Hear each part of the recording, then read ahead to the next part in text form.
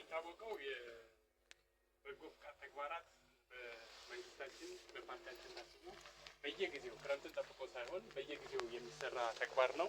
ከዚህ ውስጥ ደግሞ ሰው ተኮር የሆነው የአቅመ ደካማ ቤትን ማደስ ነው።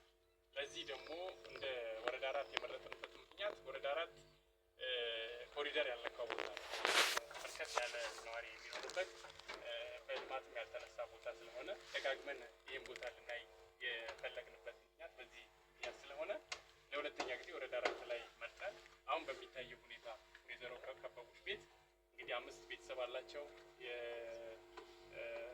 ቤት የሚረዳቸው አካል የለም። እንደምታዩት ቤቱ በጣም የደከመ ቤት ነው።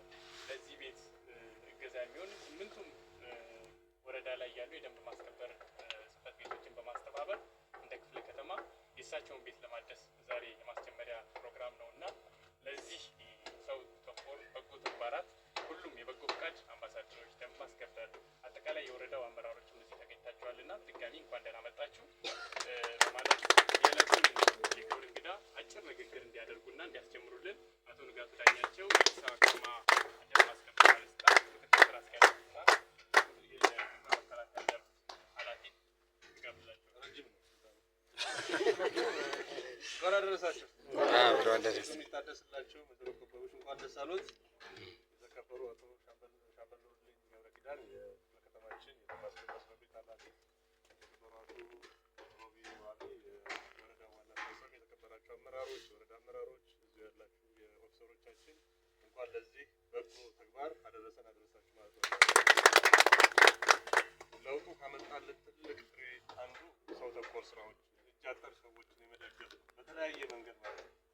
ስለዚህ ማህበረሰቡ እጅ ለእጅ ተያይዞ ተደጋግፎ አንዱ ለአንዱ ተቀናጅቶ እንዲሄድ አንዱ ሲደክም አንዱ እያገዘው እንዲሄድና ህብረ ብሔራዊ አንድነታችን ወንድማማችነት እህትማማችነት እንዲዳብርና ሰው በሰውነቱ ተከብሮ እንዲኖር ከማድረግ አንጻር ከክቡር ጠቅላይ ሚኒስትራችን ክቡር ከንቲባችን ጀምሮ ከፍተኛ ስራ እየተሰራ ነው ያለው። ባለፉት ከለውጡ ጀምሮ በርካታ ዜጎችን በዚህ ህይወታቸው ተለውጧል። በርካታ እናቶች፣ በርካታ አረጋውያን፣ በርካታ የሀገር ባለውለታ ሰዎች፣ ትልቅ ለሀገር አስተዋጽኦ ያደረጉ ሰዎች ተጥለው ወድቀው ከነበሩበት ተነስተው ዛሬ ባለቤት እንዲኖሩ ባለ ኢኮኖሚ ምንጭ እንዲኖራቸው በማድረግ ከፍተኛ ስራ የተሰራ ነው ያለው። ዛሬም ደግሞ በአራዳ ክፍለ ከተማ በክፍለ ከተማችን በደንብ ማስከበር ከያዝናቸው እቅዶች አንዱ የአቅመ ደካማ ቤቶችን እጅ አጠር ሰዎችን መደገፍ ነው።